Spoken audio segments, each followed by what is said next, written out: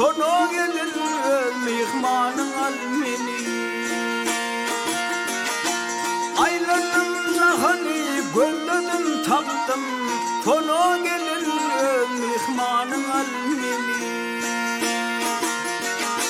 Babama yazılır kapıyım açılmaz, oyun gelir kuzuylardan içilmez. Bilsen oğlan bu yanlardan geçilmez, gitsen oğlan bununla mihman alınmaz.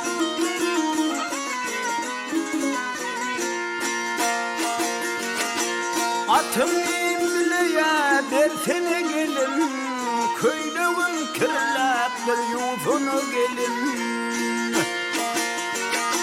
Seypanıp kucağına girsene gelin, sonu gelin mihmanın almeni.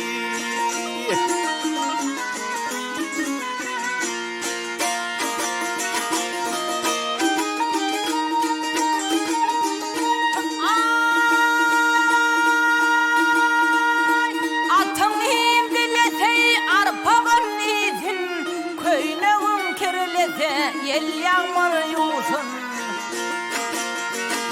sıypanıp yanına okuyalan varsın, gide yolun bununla mihman alınmaz. Yedi ağalarım görselürler, könü düşmanları yine güllürler. Güller sırlarıma ile bilirler, gide yolun bununla mihman alınmaz.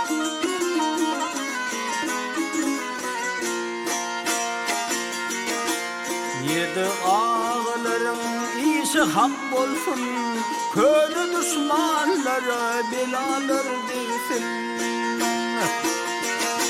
Adım Yakup desem yadıma düşsün, sonu gelir mihmanın almeni.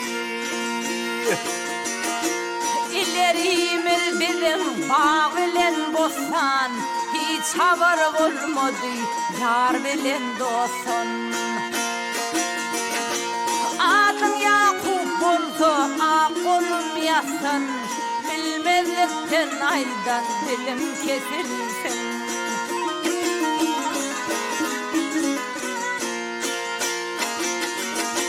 Adım Yakup desem yadıma düşsün, sonu gelir mihmanın almeni. Gele yolun bununla mihman alayan, sonu gelir